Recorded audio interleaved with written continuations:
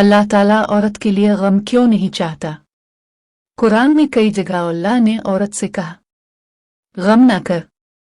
सूरत अल कसस में फरमाया ताकि उसकी आंख ठंडी हो जाए और वो गम ना करे।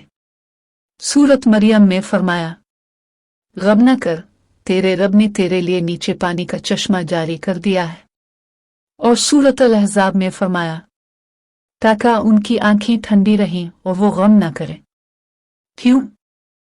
क्योंकि औरत का गम बहुत गहरा होता है। इसके दिल का दुख लफ्जों में नहीं होता।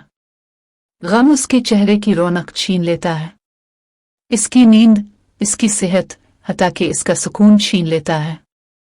इसीलिए अल्लाह ने मर्दों को कहा मां को सख्त लफ्ज न कहो, बहन से तलखी न करो, बीवी को नजरअंदाज न करो, बेटी को मुस्कुरा कर जवाब दो।